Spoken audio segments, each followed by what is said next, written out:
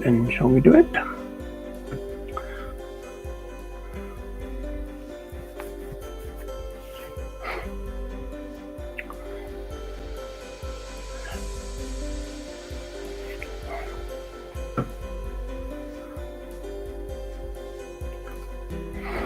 Hey, Earthlings. So thanks very much for tuning in. Just a brief intro from me, really. So let me see if I can get my my PowerPoint up in the right position. Yeah, thanks for tuning in. So for the people who are watching the recording, this is the eve of World Vegan Day 2014, and the reason that I'm doing all these time tunnels again, in a way, is well, this really, in the sense that I'm, you know, our movement is not great at honouring its past or you know, its founders, and so that was the entire idea of the Vegan Time Tunnel, to kind of remind people of where we came from as a social movement, and even that we are a social movement. And so I thought that was pretty important. So there's about 33 separate time tunnels now, and but there's a few problems with them because they all went out live, and that's not the best for having them there as a recording, you know, because they need to be edited, and they need to be slimmed down a little bit and made smoother, and also they need to have some captions on them. And so that really is the kind of position that I'm in today, and so that's where we're starting, really. So I'm probably going to go through all those 33, see what is okay. I mean, some of them have got problems, so I might need to record little bits and everything. Some of it was having COVID problems at the same time as we were doing Still Alive with Ronnie Lee, and you know, we were losing our voices and this kind of stuff. So we've got to kind of tidy things up, make it a lot more smoother, to be the kind of archive that I kind of initially wanted. So that's where we're at. Okay, so let me just alter that, and we should be back in a few seconds.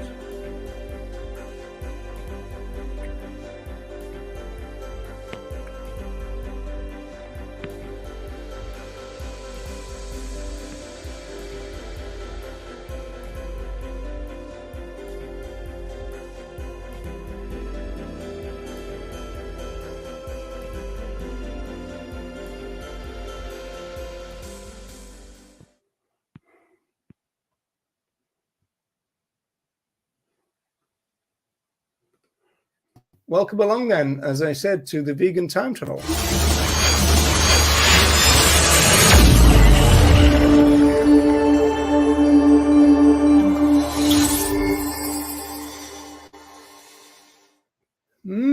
So, as you can see then, we're into a relatively big name in the vegan movement. We're talking about Donald Watson. He was born in 1910 and died in 2005, which made him 95 years old. Actually, he died in November, so that was World Vegan Month. In terms of resources for today, because the timeline really from today's show is going to be 1917 through to about 2005. So that's the kind of area we're looking at. So this is the resources that I'm using. Just going to drop that down to that screen, so you might be able to see that. I know people on phones are not going to be able to see that, so I'll just run through them. So we've got the very first vegan news, which Donald Watson produced in November 1944. Then we've got The Vegan, which is what the journal became called, and that's spring 46. Then we've got The Vegan again, summer 88.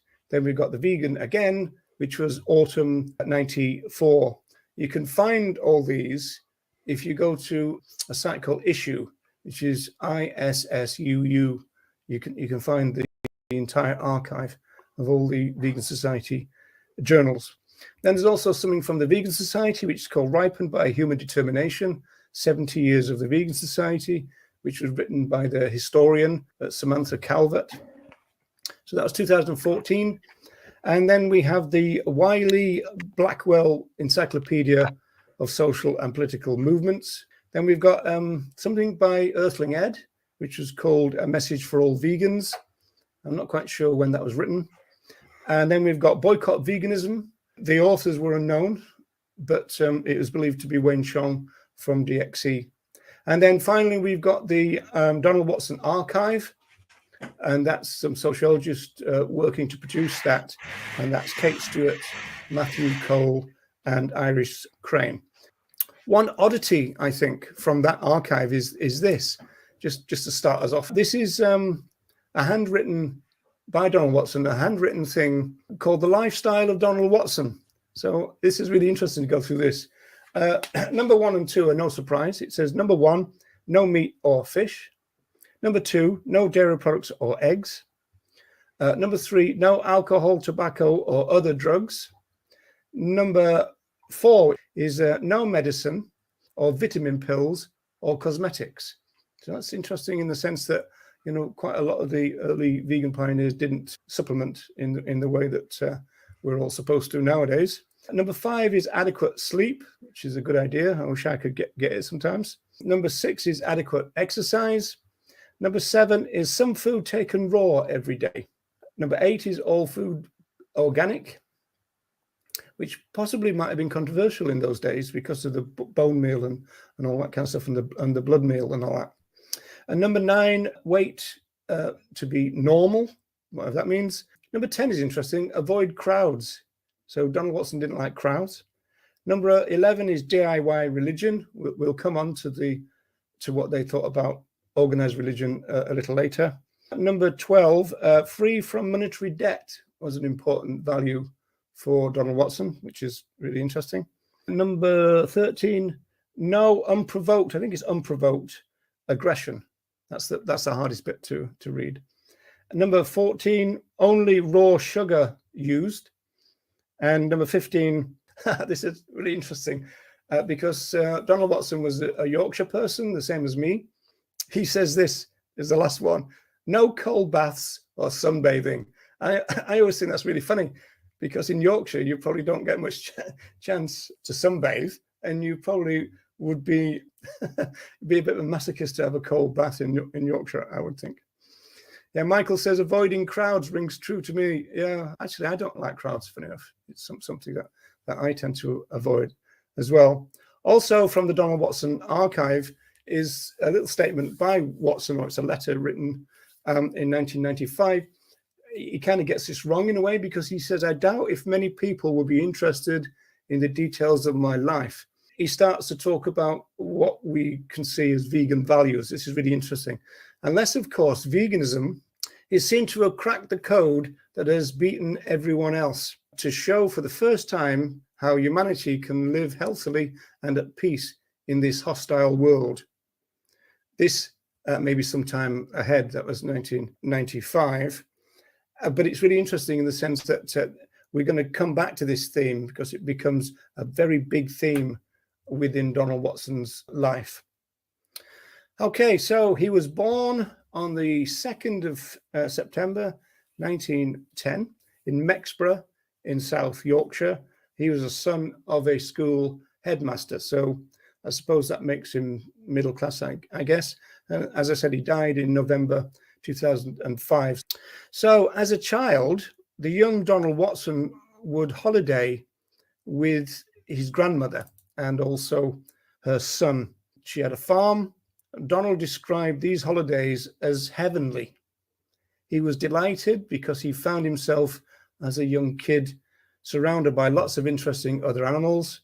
There were horses and the cats and dogs, cows, chickens, a cockerel, sheep and pigs. So it eventually struck the young Donald that all these other animals had some function.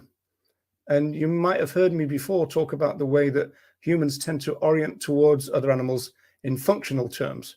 He said all these other animals seem to have things that they give to humans.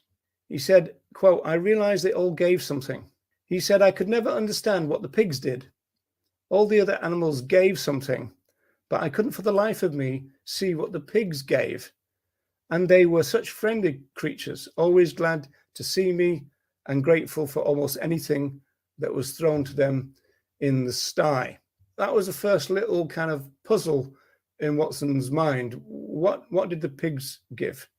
One day he goes downstairs for breakfast, and Granny on this occasion is not alone. 4 strangers are with her.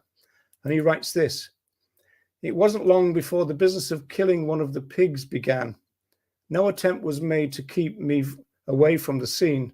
I just went there full of interest to see what all this was about. And I still have vivid recollections of the whole process from start to finish, including all the screams, of course." My friend Bernie Wright, who runs the Alliance for Animal Rights in Dublin, she used to live in a place called the Liberties in Dublin, and she said it was very close to a pig slaughterhouse, and she says she remembers as a child herself, the pig would scream and try to get away. In fact, a couple of them ran down the street to get away once. So Donald Watson was shocked to discover that animal farms are actually killing machines. They were a death row where every creature's days were numbered. And his young mind concluded that if he were to write a report on what you might call man's progress, he would say that we could do better. Now, all of this, Watson reports, paved his way to veganism and also the formation of the very first vegan social movement organization, the Vegan Society. He saw no other social movement offering as much as the vegan movement. And he came to see veganism as the salvation of humanity, which sounds a bit grand, but we're going to go into what he was talking about a little later. A lot's been written about Donald Watson, and some of it is true. What's not true is that Watson single-handedly invented veganism, or that he wrote a comprehensive definition of veganism in 1944. Those things are not true. He had a good sense of humor, and he said he was always keen to spread the blame for the foundation of the vegan social movement among several others, like Elsie Shrigley, for example.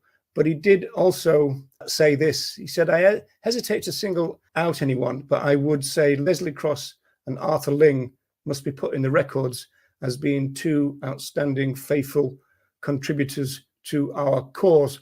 Now that's interesting in the sense that they didn't use the language of social movements back then, but they did see themselves as being in a cause to bring about radical change. So in terms of actually coining the word vegan, the sociologists researching the Donald Watson archive, as I said, was Kate Stewart, Matthew Cole, and Iris Crane. He says that Watson claimed that he and his wife, Dorothy, came up with the idea jointly at a dance, which I think was in Leicester. There are some claims that Elsie Shrigley came up with the idea or came up with the idea jointly with Watson, but Watson himself said it was him and his wife Dorothy. It was probably Dorothy Morgan at the time. Donald Watson was once asked if he had any message for new vegans. So let me bring this back in. He said yes. He said, "I would like them to take a broad view of what veganism stands for. Something beyond finding new alternatives to, shall we say, scrambled eggs or on toast, or a new recipe for a Christmas cake." He added, "I would like them to realize that they're onto something really big." In his later life, he was invited to write as the kind of president of the Vegan Society for The Vegan, the journal of the society. And he regularly thanked the people who had followed his generation of vegan pioneers for remaining steadfast in their adherence to vegan philosophical principles. But he warned in the very first Vegan Society bulletin in 44 that nothing is automatic and that social movements need to guard against things sliding away from their core ideas. He also wrote to the aforementioned Arthur Ling, and this is 2003. He wrote this. I'm going to put this full screen to give you a better chance of seeing it. He said, since veganism by definition claims to help animals and people, the word people was underlined by Watson himself, the Vegan Society must do its part in showing how to bring this about. A letter to Arthur Ling.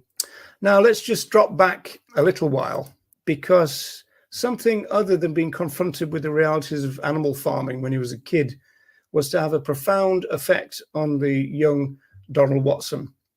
His politics and his values were forever shaped by the events of the Second World War. And he said that the Second World War absolutely sickened him.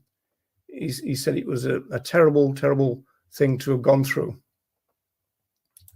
In 1994, looking back on the first 50 years of the vegan movement, Watson noted that people were shattered by the tragedy of the war. So much so that in 1944, as the conflict drew to a close, most had little time, quote, to fuss about the fate of a few animals. But the vegans had a different idea. And this is very telling in terms of what becomes the scope of the vegan movement that was yet to evolve at this stage. Watson said that the vegan pioneers would never agree to the general popular notion that the war on animals that were going on was a just war. In fact, to the contrary, it was the position of the vegans that humanity's tyranny towards humans and other animals is connected. And he said that the vegan pioneers were not religious in any orthodox sense, but they did take the commandment, thou shalt not kill, seriously, and applied it to both humans and other than human animals. And so Watson said this: if our vision of a better world was a dream, it was a dream to escape the nightmare of a world overflowing with evil. The humans of this world overflowing with evil, he states, saw nothing wrong with killing other animals. He said that we, on the other hand, felt that we were facing the issue of morality at its most basic. In terms of his personal life, Donald Watson lost several friends during World War II, including colleagues that he knew from the vegetarian movement. So he became very saddened by the idea of killing, and he was particularly saddened by the idea of being expected to kill people who were total strangers to him. And he picked out the 50,000 people killed in one raid on Dresden once. And this is the devastation that resulted in that. He said their bodies subsequently piled up and burnt because there was no way of burying so many.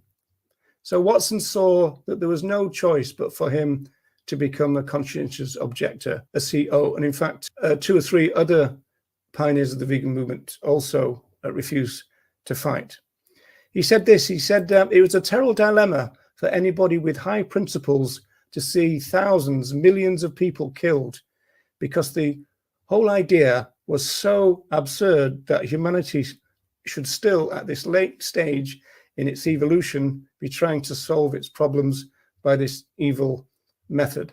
I don't know if you noticed, but as I said that, I brought it up to date and got rid of all the man and all that kind of stuff. That's the usual way of writing in those days, of course.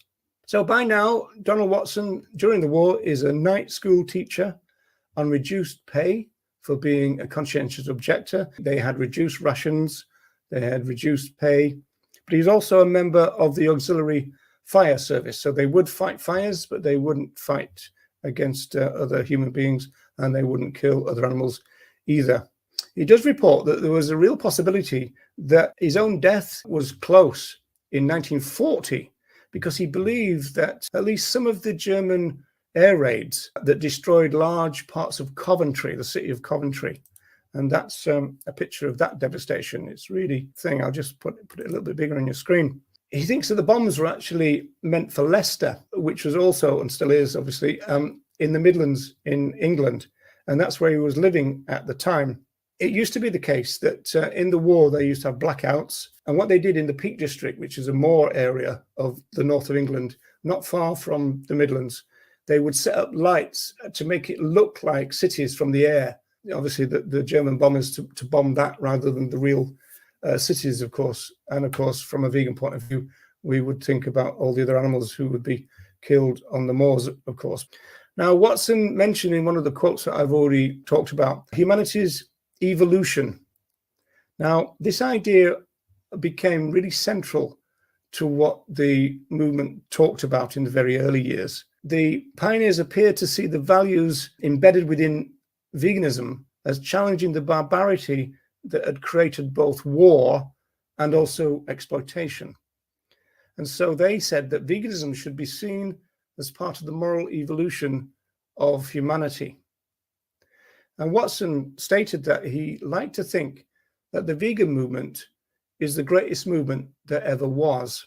In 2002, for example, when he was 92 years old, and 140 days old, he said that veganism is the greatest of movements. And he said, because it's the only one now that can save humanity. Now, that might seem rather arrogant as a claim, but he basically declared that all the other movements were lesser than veganism because they had a limited vision of the future, whereas the vegan vision of the future was very expansive. He said that such lesser movements were as people rearranging deck chairs on the Titanic. So he used that kind of cliche, he called it a common cliche of the time, whereas they could be helping the vegans who were busy shining their searchlight on the iceberg, which, quote, is going to be the end of the whole show. This here is a meme that I produced. It's not very good, but I tried to kind of articulate this idea. So you've got the iceberg, the exploitation of sentient life up there at the top, and then you've got the good ship veganism with the searchlight, and then the quote. So making somewhat of a prophetic pronouncement, Watson points out that nature rebels against any species that becomes too numerous, usually by food shortages, but also by disease. And he said both of which are now rampaging ahead in the human community. And he argued then that vegans alone at this stage have the possible solutions to this crisis. So it's not an exaggeration to say that the early vegan vision of the future was pretty spectacular, and of course could easily be dismissed as utopian. But it must be remembered that people are a product of their time. When you think about what they went through, it's remarkable. For example, there's these two sickening, shattering wars involving populations from all over the planet, which is why they're called world wars, right? I know that's a contentious issue. They saw the rise of the far right in the shape of the Third Reich. They experienced carpet bombing and widespread destruction, the laying waste of entire cities throughout Europe. They learnt firsthand about the death camps, the ghettos, and about the realities of war as a general matter.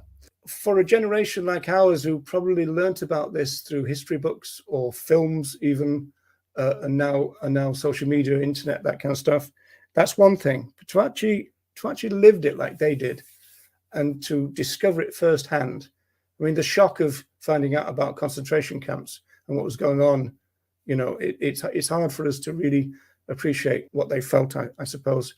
In a more general sense, the trauma of warfare on individuals is now well known. There's lots of research on that now. But some relatives of veterans of the various wars, they say that their fathers, their mothers, their aunts and uncles, for example, they couldn't ever bear to talk about what they'd seen and what they'd witnessed. Some of the vegan pioneers saw a trauma that had damaged and degraded human society. They feared that their own recent history had revealed some form of de-evolution of humanity. They thought that humans had become much more savage and much more likely to see violence as a means to resolve problems and disputes. So the early vegan pioneers believed that veganism's vision that exploitation of humans and non-humans were connected could result in a vegan future that could correct or even eliminate this violence. And this is a violence that they saw all around them.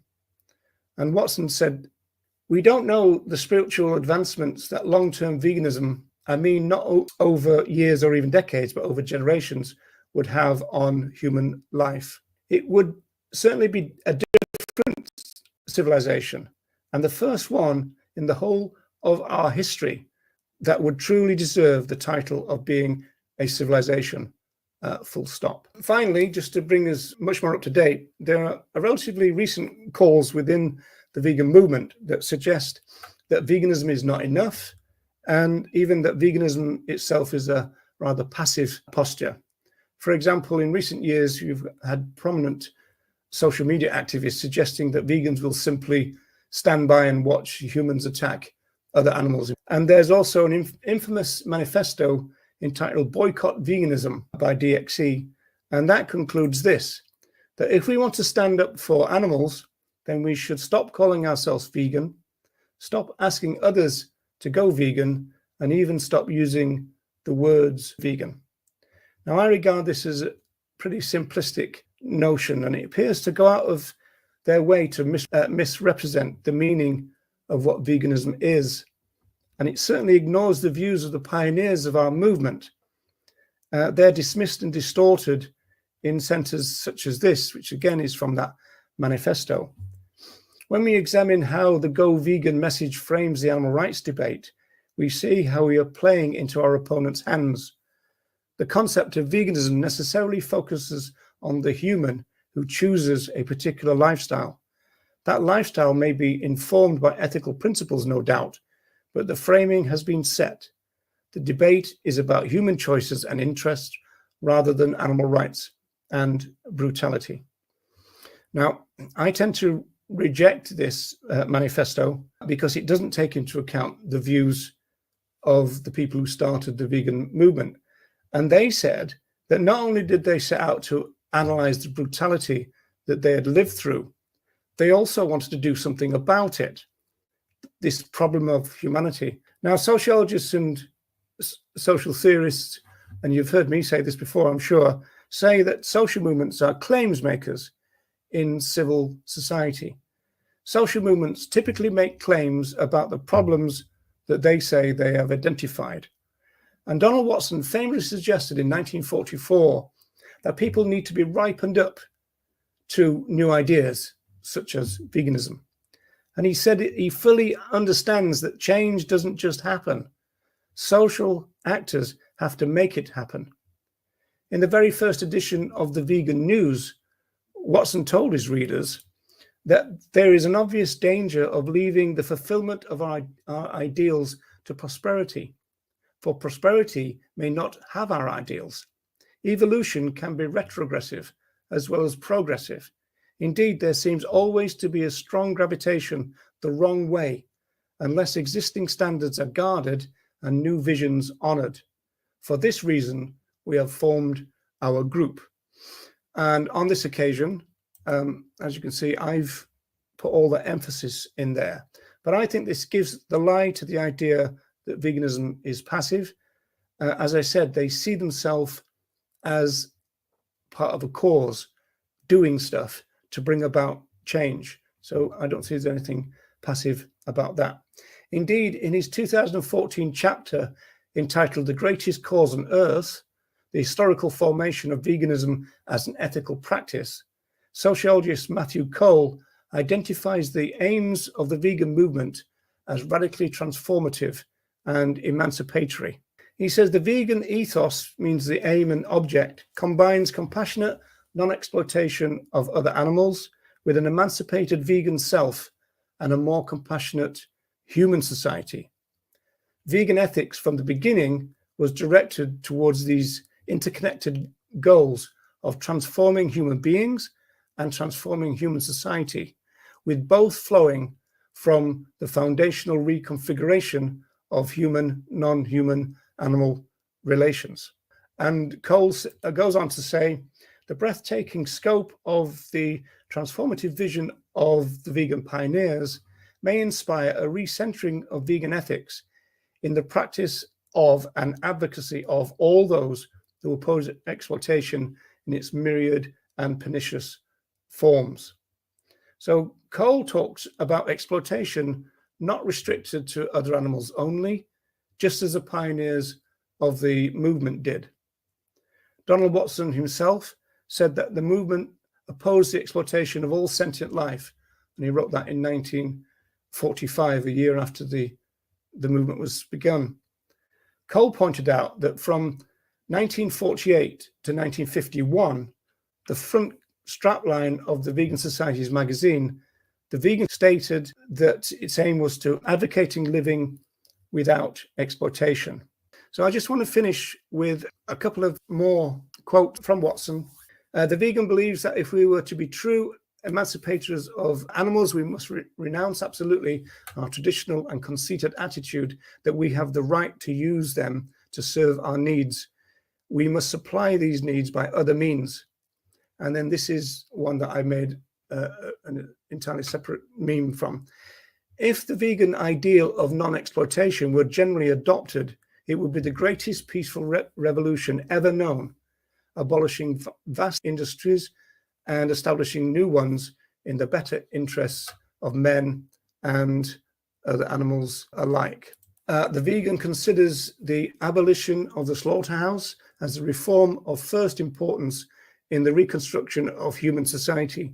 For as long as it remains, society has no morality, and without a morality, humans can never establish themselves a decent order.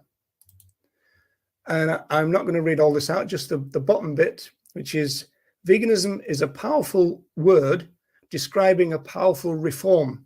It challenges orthodox morality over a wide field, renouncing the ideas that man has the right to exploit animals.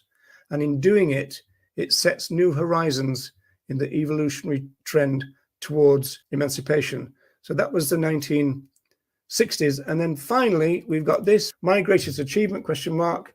Well, it's in succeeding, I think, although I mustn't be the judge in my own estimation, in achieving what I set out to do.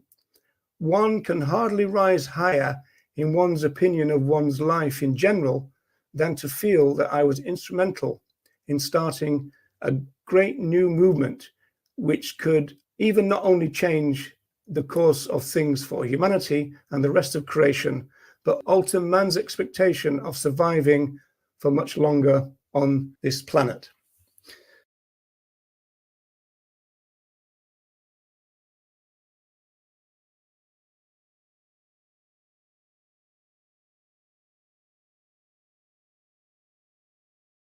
To say about Leslie Cross is that we're going to be going through work that was published in the very late 1940s into the early to mid 1950s. So the language is an issue. As usual, I tend to think that, we all really know that people are a product of their time. And so I tend not to kind of correct it. And so you will get man for humanity and so forth. So if that rankles a little bit, apologies for that. I think Leslie Cross is one of the most significant figures in the earliest history of the vegan social movement. Now, obviously, Donald Watson is the best known of the co-founders of the social movement, but Leslie Cross had a profound effect on the development of the philosophy, as we'll see. I just want to make another caveat, really, which is the fact that when I talk about the vegan social movement, I'm not saying that these are the people who were the first at anything, really, except the fact that they came together and they put together a cause. Now, one thing that Cross did was he pointed out in 1949, and we'll come through to this, that the Vegan Society did not have a definition of veganism. It did have a definition of the vegan diet at this stage, but he set about working on vegan philosophy in a whole series of essays in the vegan magazine. So we're talking about pre-internet here. We're talking about the 1940s and 50s. So it was a very slow process. In some senses, they did a lot of kind of thinking aloud in the pages of their journal, The Vegan. And so it's the kind of thinking aloud from Cross and his work on the philosophy of veganism that this time tunnel's all about. There's an irony, really, because all those essays are now available on the internet, which is a bit of an irony. So if you want to see them, and in fact, look at where I'm getting the material for today from, then if you went to the Candid Hominid, you'll see all the Leslie Cross materials. Now, today, I'm going to go through in some detail the search for Veganism 1 and 2, as you can see there. and then also the surge for freedom. Those are the areas that I'm picking out, but as you can see, there are other materials. Now, one thing which is interesting, some historians or some websites at least will say that there was a bit of a problem between Donald Watson and Leslie Cross in the sense of some form of rivalry. That may or may not be true, but one thing that is certain really is that whenever Watson talked about Cross publicly, he was full of compliments. He was very warm about him, really. And here Watson is saying, I hesitate to single out anyone, but I would say Leslie Cross and Arthur Ling must be put in the records as being the two outstanding faithful contributors to our cause. And then again, he was certainly one of the outstanding people who have served the movement, and in retirement, he went up and down the country giving his lecture, The Milk of Human Kindness, all voluntary, of course, paying his own expenses. Now, those two quotes really allude to the fact that Cross was also a pioneer in terms of bringing about plant milks and formation of Plamil, which is still ongoing. And so it references Arthur Ling, and so Cross and Ling were prime movers in bringing about plant milks into Britain, at least, the first kind of commercially available ones. Although that's quite important in the history of our movement, this is not what I'm going to be talking about today. I'm going to concentrate on his philosophical work. Now, Elsie Shrigley, she was writing in The Vegan and covering the first decade here, so 44 through to 54. She would certainly agree that Cross was a very significant figure. So she says here, the Vegan Society was 10 years old in November 1954. Thus, it is now appropriate time to look back and assess its achievements and to remember the personalities who have helped its evolution. There have been non-dairy vegetarians through the centuries, for example, Socrates, but a letter written by Mr. Leslie Cross in the Vegetarian Messenger, pointing out the ethics of non-dairy vegetarianism, and the correspondence that followed during 1943, roused the conscience of some lacto-vegetarians and led to the formation of the vegan societies. I think what Shrigley is getting at here is that Leslie Cross's correspondence in the Vegetarian Messenger was the kind of final thing, really, that pushed the formation of the vegan society. And also another issue is, of course, the fact that we had this refusal from the Vegetarian Society to include a non-dairy section in their organization. And of course, I've always called that a great favor that the vegetarians did for the vegans. So here's a little summary of some of the things that I've said so far. Sam Calvert says, although the vegan diet was defined early on, it was as late as 1949 before Leslie J. Cross pointed out that the society lacked a definition of veganism. And he suggested, quote, the principle of the emancipation of animals from exploitation by man. This was later clarified as to seek an end to the use of animals by man for food, commodities, work, hunting, vivisection, and all other uses involving exploitation of animal life by man. So we're going to go through that in a little bit of detail. We start then with this In Search of Veganism. This is summer 1949. This is actually quite a modern thing to say in the sense that there are even websites now kind of focused on the definition, basically saying that everybody seems to have their own definition of veganism. So Cross says, when we say veganism is this or that, what we are really saying is my idea of veganism is this or that. For there is nothing in the constitution of the Vegan Society which states what veganism is. And so this is the first thing that Cross points out and says, right, we've got an issue that we need to kind of sort out. Cross actually said that there was good organizational reasons to delay the formalization of an official definition. So not having a definition thus far, as it were, wasn't a problem. In fact, it was probably a good thing, he argued. He said, but the time when it was a benefit compared with the time when it's a hindrance is coming to fruition now. And so we've got to, as it were, start working on the definition of veganism rather than just a vegan diet. And he says we're going to have to start doing it pretty soon. And that essentially is what he did from that point on. So up until at least 1954, Cross engages in an exercise of, as I said, He's basically thinking out loud through the pages of The Vegan, evolving ideas about vegan philosophy as the years ticked by.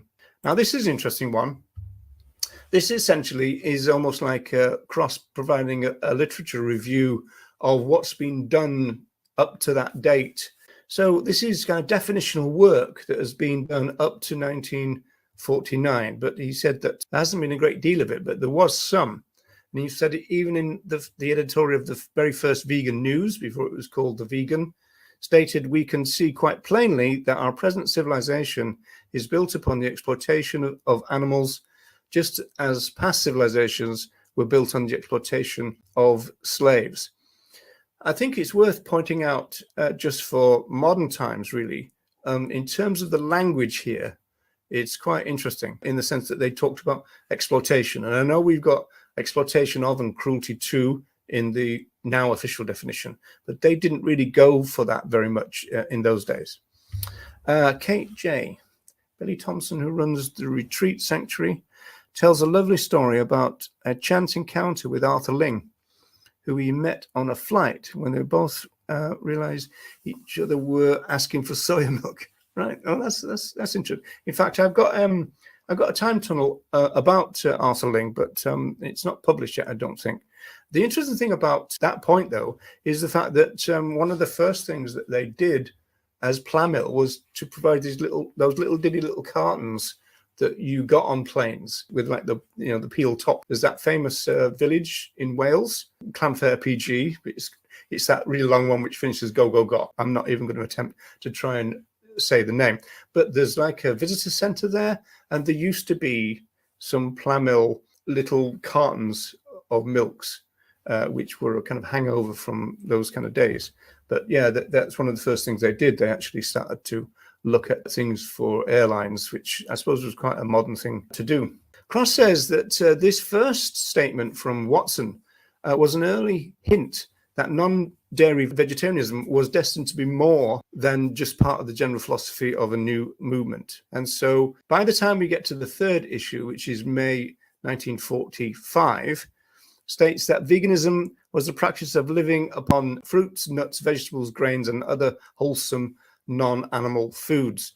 Cross comments in the brackets, it would perhaps have been more accurate to have said not that veganism is, but that it involves living on such foods. And then he mentions the fourth issue, which is close to my heart in the sense that I still think this is probably the best statement about veganism that's ever been, really. The object of the Vegan Society is to oppose the exploitation of sentient life, whether it is profitable to do so or not.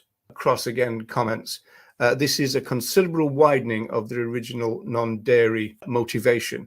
And so right from the start, when they were, as it were, given their head by the vegetarians, in this kind of ironic kind of way that it worked, they started moving away from just thinking about food, moving away from just non-dairy vegetarianism, and they started to think about other issues, which culminated in Cross's own work, really.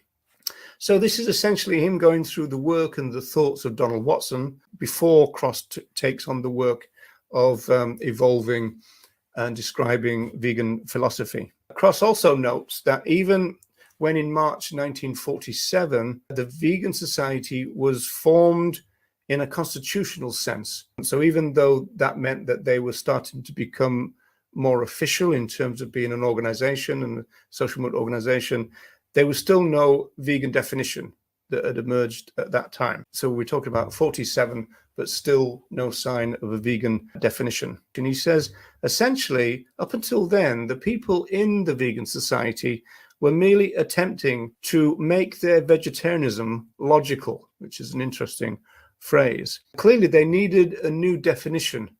And so this is why the work had begun, that new members could consent to, and as it were able to kind of, if you like, pledge allegiance to. And so this became an urgent kind of need within the later part of the first 10 years of the society.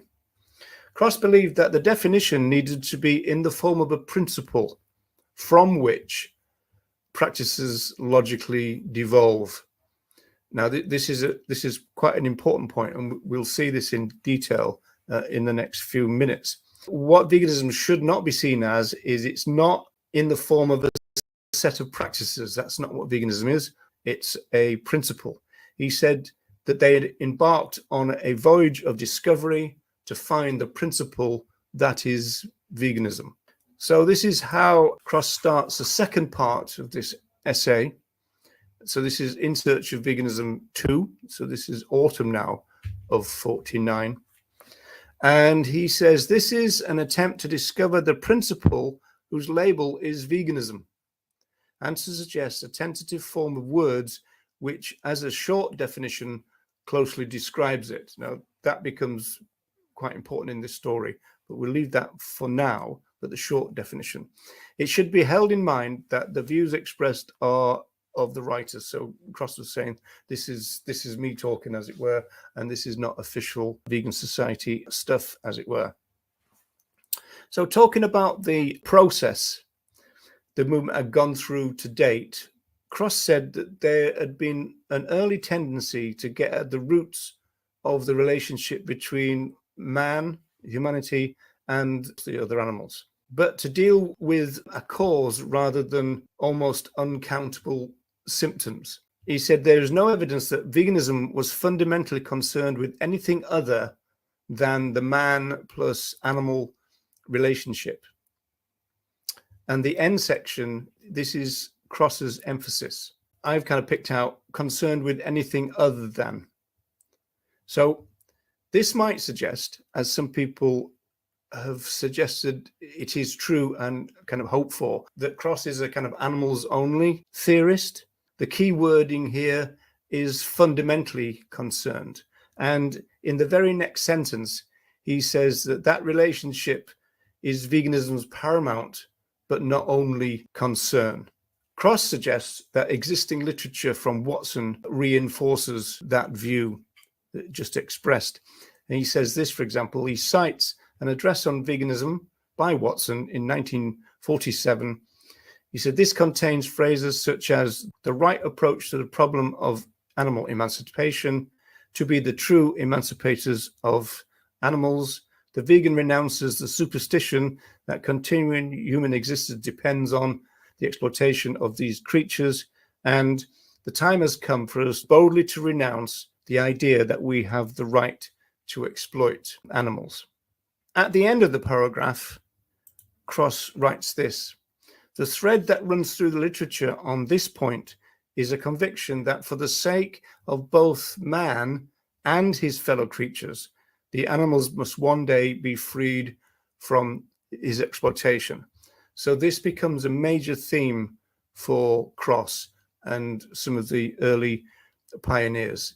And essentially, you could boil it down to something like, our liberation is their liberation is our liberation. It's my contention that what we're seeing is the very first rehearsals of something that I've called the focus and the scope of veganism here. And so I'm going to try and put, excuse the phrase, try and put a bit of flesh on that now, in a sense. So Cross starts talking about what he calls observations. He said there are a number of observations that lead to the following. He said that veganism is a reform, the first observation. The impelling element, which means the driving or the urge, is compassion for other animals arising out of the treatment meted out to them by humanity. Its fundamental concern is with the meeting point between the world of man, as he put it, and the world of the animals. The existence of veganism presupposes a maladjustment at the point where we and other animals relate, if you like. Its purpose must be corrective to that maladjustment. And the maladjustment is intimately connected to man's use of animals, more precisely with his habit of acting as a parasite on living creatures who cannot successfully resist his will. So Cross argues that any definition of veganism must contain those 6 observations and also violate none of them. And that a form of words which meets the requirements is that veganism is the principle of the abolition of the exploitation of animals by man. And the positive aspect of this negative, in the word non-exploitation approach, is the granting of freedom, or he said in one word, emancipation. Moving towards the beginning of foundation of the definition, veganism may therefore be defined as the principle of the emancipation of the animals from exploitation by man. And Cross provides some footnotes here. He says that emancipation means the state of being set free, exploitation, the act of using for selfish purposes, and animals, sentient animate creatures other than man. But there's more from that. Maladjustment. Hi, Colleen. Well, animal, yeah, broken relationship. I suppose it is actually. That probably is a fair point, that Animal Rising are getting at that idea that we've got a broken relationship. Yeah, I think that's probably true. So there's more than just that. So this is a starting point. We've got all those observations, then that gets boiled down to this, and then it expands back out again. So it's kind of quite interesting. Cross says that this definition meets those 6 observations, but that in itself is not enough. They must also meet the requirements of what he calls wisdom and logic. And he says that they must be measured against a general philosophical argument. And so he then comes up with this, and apologies because for some reason this hasn't come out completely fully. This is the only slide that I've got a problem with.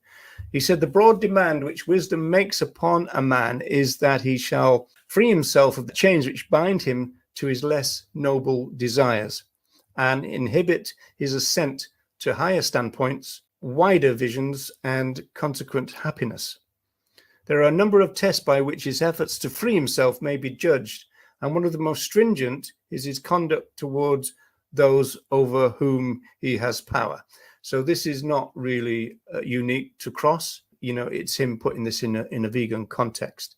It is applied in acute form at the point where his world meets the world of the animals over whom he has dominion. So, sorry, that's the bit that's cut off from the bottom. So this is a formulation, but then if you look at his conduct, you know, humanity's conduct at this point, in other words, the present time, reveals tendencies which are strongly self-indulgent at the expense of the creatures. There is a widespread failure to understand that other animals have rights relatively equal to his, and that's Cross's emphasis, relatively. His exploitations result in a needless curtailment of natural freedom over a wide front, and inevitably ends in one sort of slaughterhouse or another. And again, that is Cross's emphasis. This is true of all his exploitations, from the backyard hen to the great beef and dairy herds. He seems to go on to address an issue which was an issue of the day. He says that although some horses may end up in kind of rest homes, he said that only applies to a few. He said most are killed for commodities, feeding stuffs, or human consumption. And again, he goes back to worn out cows from the dairy herds. They're not pensioned off in clover fields.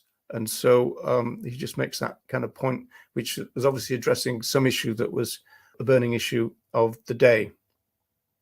Now, this passage then reveals a theme that Cross would fully develop in later essays, because both he and Donald Watson expected veganism to do a lot of work for humans as well as for other animals.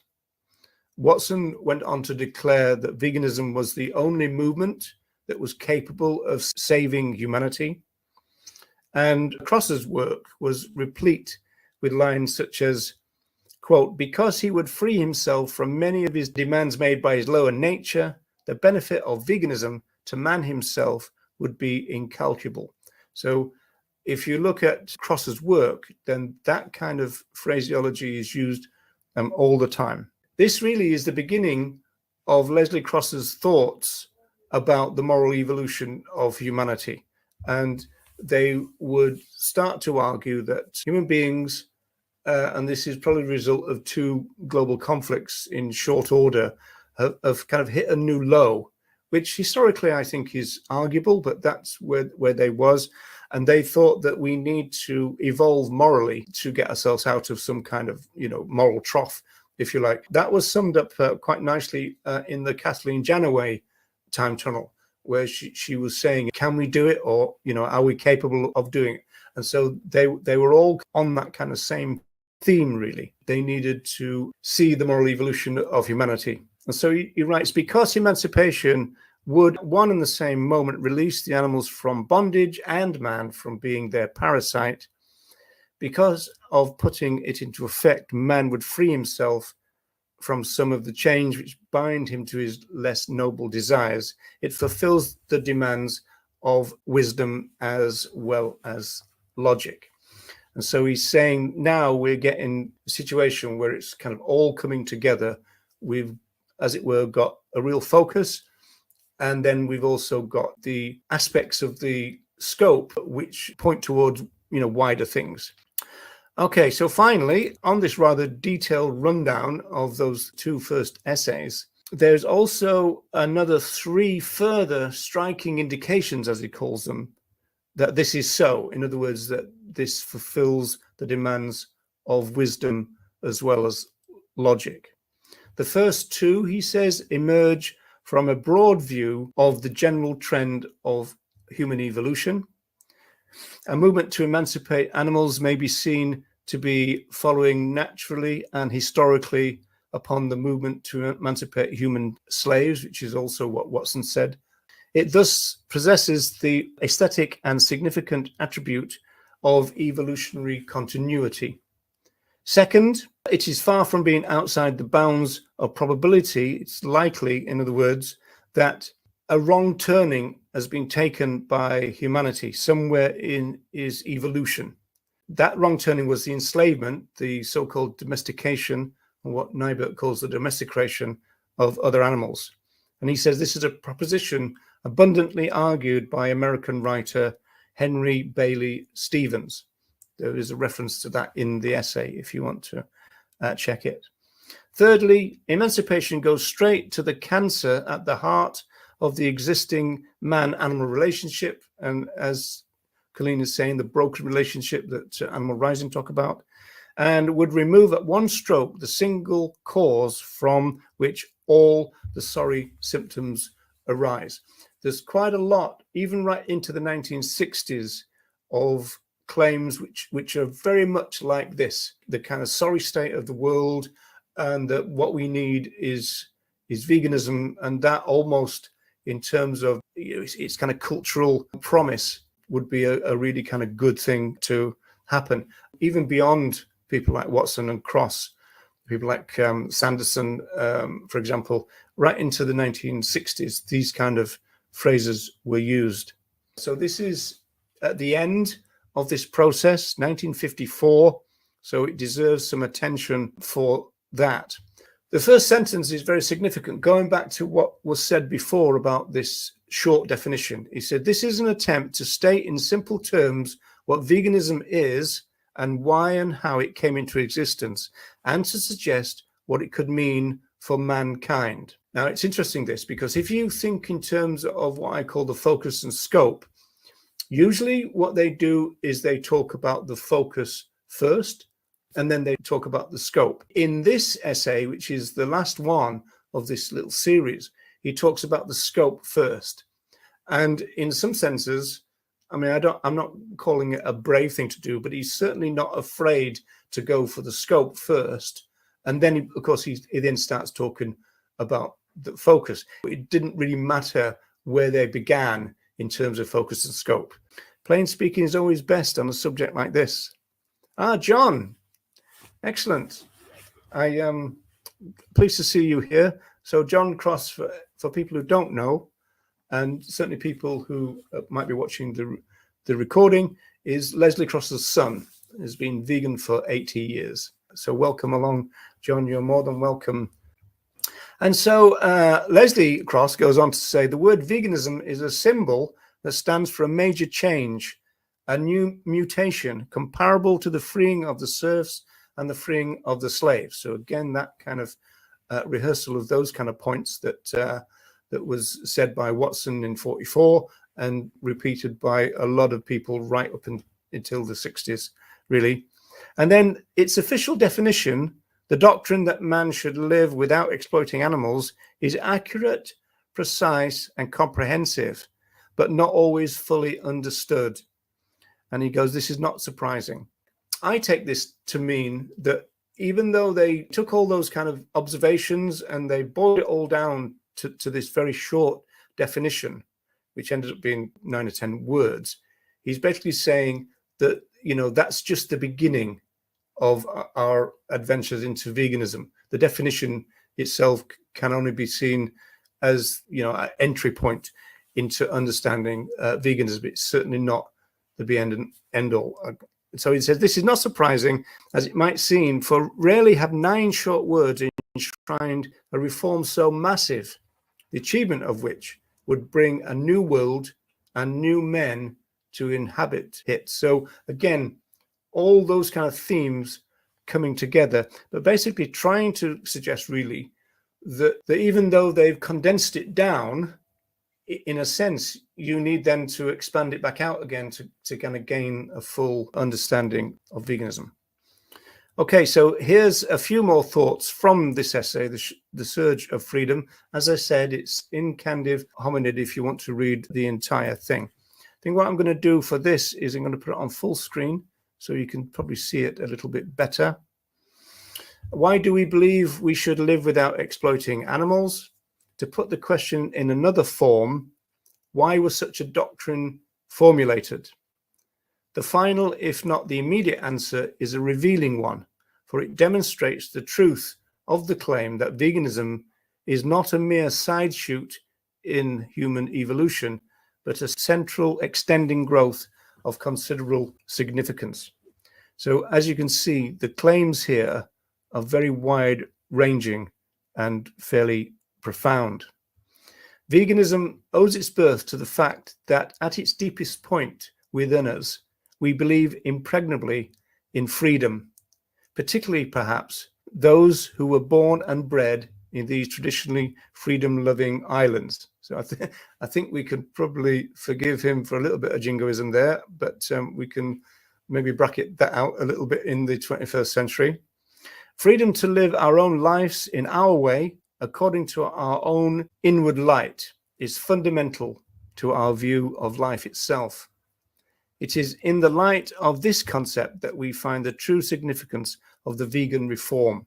Only when we see it as a doctrine, not of restriction, as those who oppose it mistakenly believe, and as we all know, they still do, but of freedom, do we fully comprehend it. And so there's obviously modern day kind of articulations of this idea. Until the advent of veganism, comparatively few men regarded the animals as being either worthy of or entitled to the right to be free, and probably fewer still realized the impressive effect which the granting of such a right would have upon the freedom of man himself. When veganism reaches such a stage, there will be an immense change of heart and mind in the majority of men and women. The idea of exploiting animals will be as repugnant then as the idea of human slavery is today. Now, this is where, and he's done this in maybe 2, maybe even 3 different essays. He talks about the obvious and the not so obvious. So I've always said in terms of focus and scope that the obvious things are related to the focus of veganism, and the not so obvious things are related to the scope of veganism. So some of the changes in daily living are obvious, and some of this is really kind of modern sounding. There will, for example, be no butcher's shops, and the milkman, if he still goes his rounds, will be delivering vegan milk. The countryside will not be heavy with the anguish of cows crying for their calves. That sounds a very modern claim. There will be no slaughterhouses, no vivisection laboratories, no one will hunt animals for fun. And then those from the obvious goes to the not so obvious. But some of the changes are not so obvious. The benefit to man himself of living in a kindlier and more enlightened world can be envisaged only in the broadest outline. His health, physical and mental, will be vastly improved. That was an interesting theme that they developed quite a lot, that they expected the benefits of veganism to be both physical and mental, almost a kind of releasing human beings from the burden of the savagery that they've got involved in, will be vastly improved because he will have shared a great deal of the coarser part of his nature. Benefits of the spirit will shower upon him, benefits which today, by his own short-sighted volition, he denies himself. Such is the stuff of dreams. To make them true requires that we play our part when it comes to us. So that's Ronnie Lee's plea for activism. We are in the very elementary stage of the new mutation. We are the pioneers. And it's really interesting because I used to do a talk about 10 years ago saying that we are still really, vegan pioneers, that our movement is not so old and not so well established. And it was only really then just kind of taking off. And as social movement theory suggests, it's taken off in the kind of problematic way that movements do take off. In fact, that a lot of people come in, a lot of them don't have the same values of the people who started it. That kind of creates problems. There's a push toward professionalization, all those kind of things. But that is all kind of part and parcel of the deal. Okay, so this is Catherine Janaway and her tribute to Leslie Cross in 1980. So Leslie Cross, vegan for 35 years, founder member of the Vegan Society and of the Plamil Society, died peacefully in his sleep on the 2nd of December, 1979. Inspired by his deep love for all life, he looked forward to the day when plant milks would be generally used and a great burden thus lifted from the gentle cow. He was managing director of Plamil Limited when it was at Langley Bucks, was secretary of the Plant Milk Society until his death, and often used his skills as a journalist to write on behalf of animals. And of course, I suppose we've seen those skills, his journalistic skills in his writing already. We offer our sympathies, etc., and a mention of son and daughter. Okay, so we're getting obviously near the end. So we are talking about a very significant player in terms of the beginning of the Vegan Society, the beginning of plant milks, but also, and this is the most significant contribution, I believe, this evolution of vegan philosophy as we know it. I say that with some trepidation, really, because this philosophy that we've just looked at is actually under threat at the present day. A lot of people don't like it. They think it's too wide. They think it's too radical. They think it's too revolutionary. They want to slim it down. There are a lot of reducitarian strands in the modern movement who want to reduce veganism to other animals only, or they want to reduce veganism to a diet in various ways, slim down the meaning. There are some people in the modern movement who even really want to redefine veganism as vegetarianism or pescatarianism even, or even allowing for the consumption of some animal flesh and still be vegan on the grounds that such a veganism would be bigger than real veganism. Now, I wanted to include this because I think a lot of people will really kind of resonate with this sentiment from Leslie Cross. He's looking forward to, the coming of the vegan world, but also what issues that itself might bring. Again, I'll go full screen on this. As the idea becomes more and more accepted, opportunities will grow to make the path easier and more attractive for those whose nature is not that of the pioneer. So that's a really interesting thing, that the idea that, some people are going to put themselves out rather more for a cause than others. And so the easier it gets, the more we might expect people to join. There are some dangers in that kind of idea, but you can understand where it comes from. Concurrent with the gradual removal of obstacles to the personal practice, attention will have to be given to the question of how we proceed to deal with animals in general, as soon as the changeover from exploitation to freedom reaches a certain stage. It is not difficult to see that such a changeover will bring with it problems of a wide and general character. No one, least of all the vegans, wants a world without animals. This is very evocative of Tom Reagan and the idea that we need people of goodwill to come together at this stage to figure out ways of doing things, vertical farming, what about crop deaths, all those kind of things. But also these two things that non-vegans often say to us. First of all, we'll cause the extinction of millions and billions of other animals. At the same time, they're going to overcrowd us and take over the world, or this kind of thing. These are kind of issues that he had in mind. How glorious, for example, to take part in the discussion to decide whether, for the purposes of the changeover, a nature park or an animal sanctuary should be set up in this or that part of the country, and exactly how it should be planned.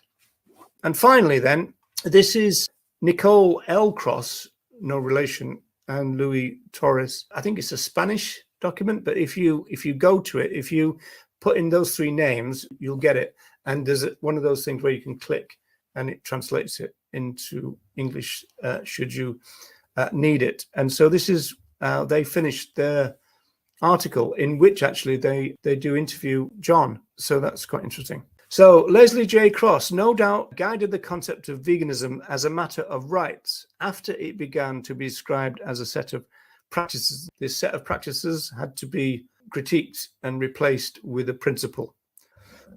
This has been a great episode. John, you must be so proud of your dad's great legacy. Yeah. Thanks once more to John Cross for attending, because that means a lot. So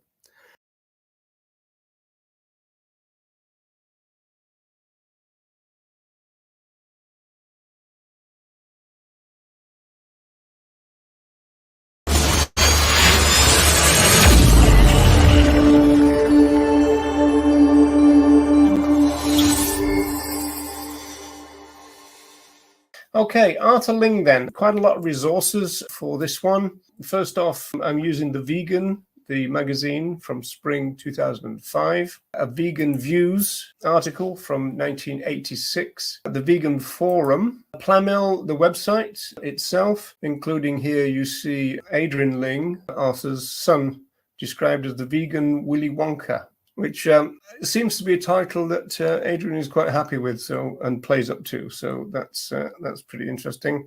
Another of the resources is Forbes, again of the kind of modern Plamil stuff, if you like. And then finally we have The Vegan from the winter of 1956. So actually in my notes I've got 1856, so I'm assuming that's a typo. Now, speaking of interesting, this is interesting because when Arthur was near the end of his life, he was in hospital, so he got lots and lots of cards sent in. And one of them included this poem by Bernie Leprade. I'm saying Leprade, so sorry, Bernie, if I'm getting that wrong. We raise a glass to toast your class. We're lucky you stopped here. Please take a bow from every cow whose life you helped to save, and one from every vegan on the road you helped to pave. So that's a pretty good tribute. Bernie reports, and that was in the Vegan Forum, I believe. Sadly, the card got there too late, so Arthur didn't actually see it before he died, which was a bit sad. But he says in his little report, if you're looking down, here's the poem. Now, you might recall that in an earlier time tunnel about Leslie Cross, I mentioned that when Donald Watson was interviewed in 2002, he was kind of asked about significant contributors to the movement, and he said he was rather loath to pick any out, but he thought it only right for him to mention Leslie Cross and Arthur Ling. And when Arthur died. This is from the Vegan of 2005. They mentioned that Watson had said that. You could say a little bit tough on some of the female pioneers. Okay, I mentioned that Adrian Ling is Arthur's son, and he's now the managing director of Plamil Foods. So he gets to regularly talk about, and he's often regularly interviewed about the pioneering work of his father. One thing he says here, a true achievement, and again, far ahead of its time. This was the development of soy milk in Britain. It is said that Arthur Ling was not one of the original founders of the vegan movement, but he joined pretty soon afterwards. So he joined in 1945 when the movement was only 1 year old. In fact, there are some claims about him joining in 1944 itself, the year of the foundation. So let's compromise and just say mid-1940s, Arthur Ling got involved, and so therefore he was involved right from the start, really. Now, when we get to the 1950s and onwards, for the rest of his life, really, his focus, along with some others, again, including Leslie Cross, was on the development of plant milks. This was a really kind of pioneering time for vegans and veganism at the time. For example, they had to write off to companies to find out if existing products were vegan friendly, for example, is one of the main things they found themselves doing. But also they were in the process of working out what products were needed for the future. And of course, they settled on the idea that the development of plant-based milks would be very important. Now, Ling took his first steps towards veganism in 1926, which is pretty remarkable in terms of how long ago that was. He began refusing to consume flesh and eggs when he was only 7 years old. And of course, in 1926, no one had heard of veganism or knew what a vegan was, since that it would be another 20 years or so before the word was coined and the vegan social movement was founded. So he was a real kind of pioneer in that sense. There are quite a few stories of people who kind of went vegetarian, then vegan very early on. I know a few, including one person who went vegetarian at 4 years old and persuaded the rest of her family to do so. And then by 7, she was fully vegan, and so were they. So that's pretty good. In terms of the man himself, Arthur Ling, he was described quite often as sporty. For example, he played tennis and badminton for many decades. In the 1970s, he founded and ran a local boys' football club. He wanted to give them kind of training so they could possibly get into the football league. And he organized at least one mini marathon for vegans and vegetarians. I'm not quite sure whether Plamil still do that, but I could be wrong about it just being one, but I'm not quite sure. Arthur was described as a sun lover and also a fan of cold showers. There is a story that he had a shower unit put in his garden so he could shower outside, because another thing that he was a naturist. One thing about Arthur Lee, he's often described again as not one for social norms, as someone who is rather anti-establishment in outlook. It's interesting, really, because Samantha Calvert, the communications officer of the Vegan Society, said that quite a few of the early members and pioneers of the movement were kind of like that they were anti-establishment, anti-authoritarian, that kind of thing. So he was all those things, but also a very practical person. And he set out to research the nutritional aspects of a plant diet. That was one of his focus in the end. He said that he was blessed to have some knowledge of company law, for example. That's how practical he was. It's quite interesting, the idea of somebody describing knowledge of company law as a blessing, but he did do that. And so the Plant Milk Society was set up to promote the manufacture and sale of a satisfactory alternative to dairy or other animal milk used for human consumption. the ingredients of such alternatives to be exclusively of plant origin. In the winter edition of The Vegan, it included the full text of a report of the first annual general meeting of the Plamil Society.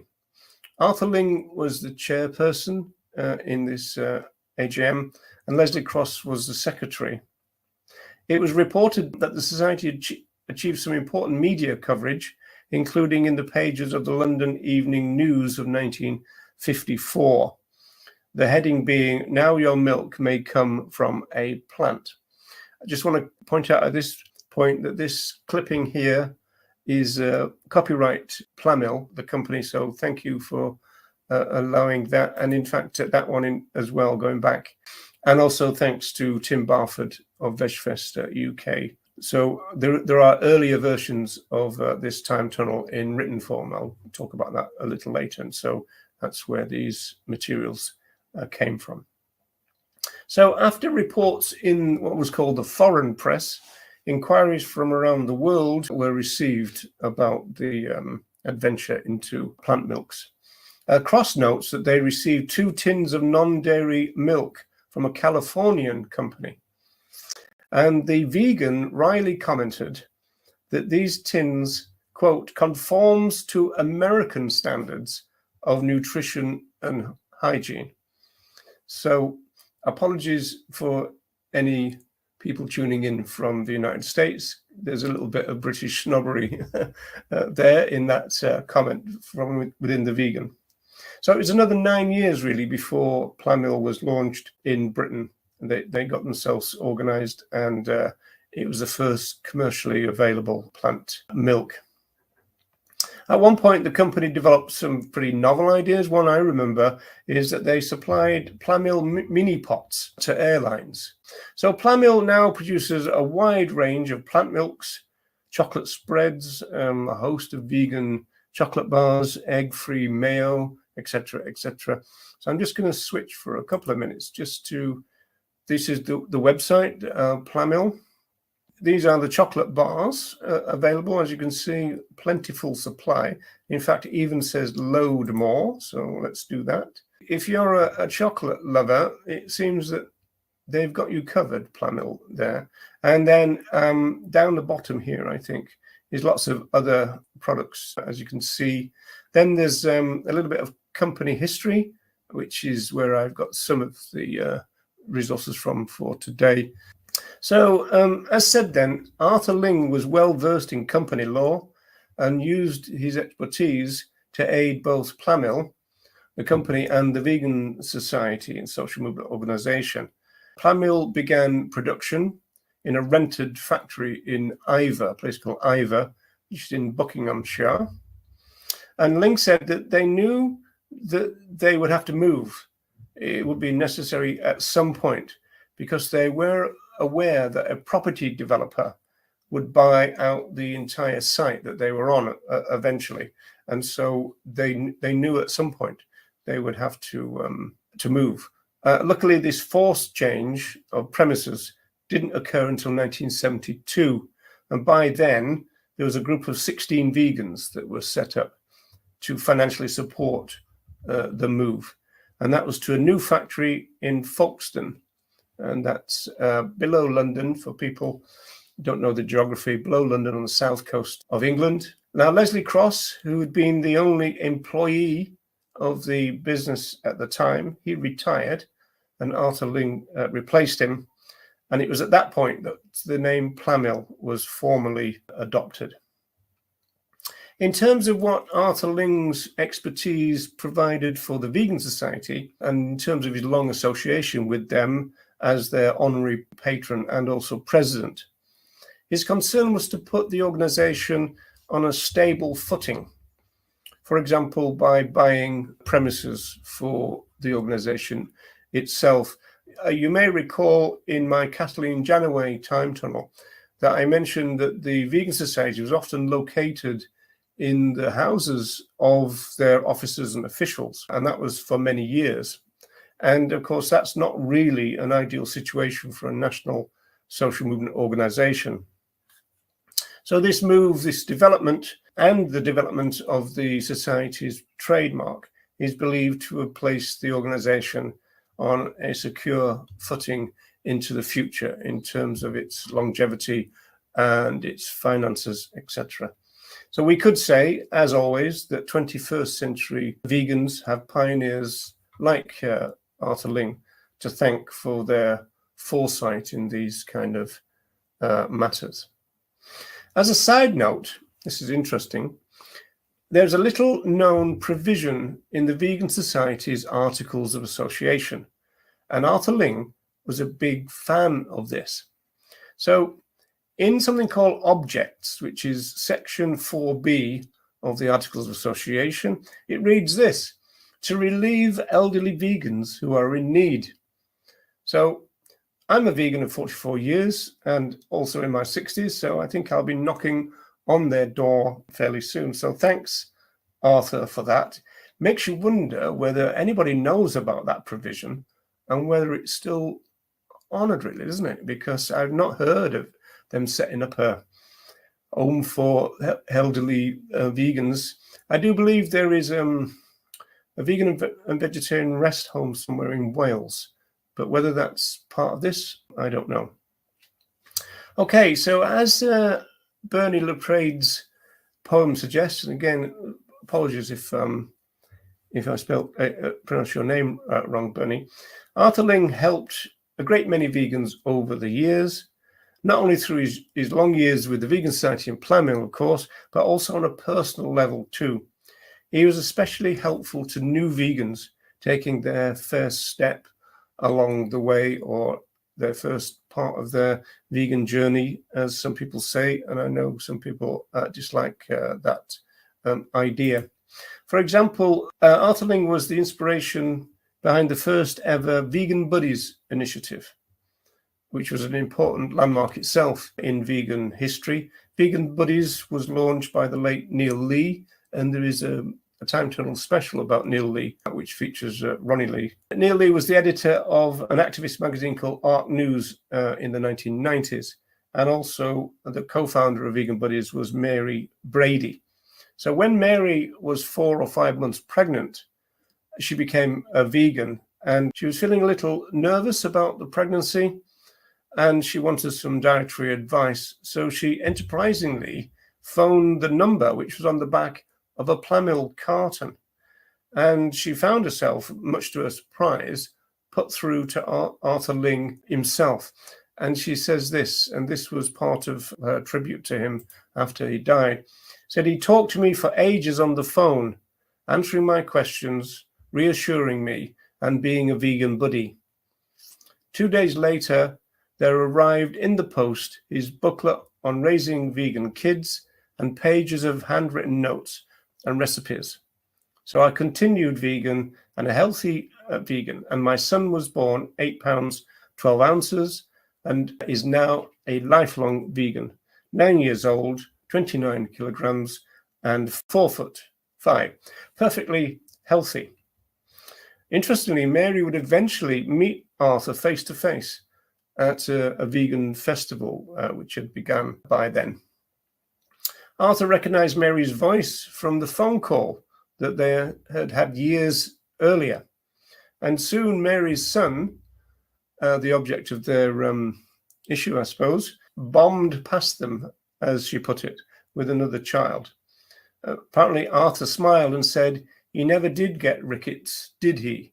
And as we know, non-vegans often say to vegans, especially pregnant vegans, that there's going to be all kinds of issues if they continue.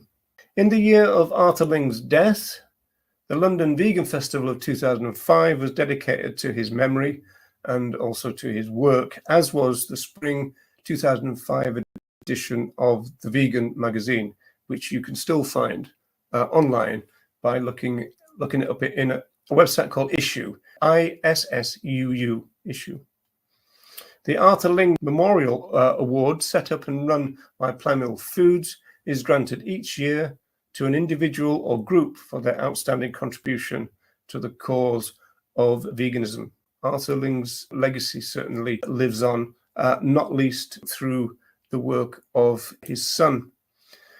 This is Adrian, in fact, announcing news of his father's death. It's actually taken from something else and then put into vegan forum by somebody else.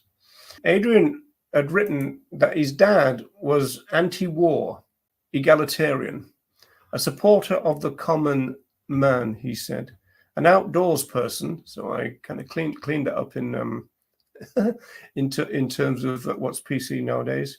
A naturist, known in his village for early morning swims, and as I said before, a sports lover. Just to say that there is a written version, as I mentioned before, and this is the Force of Vegan online magazine.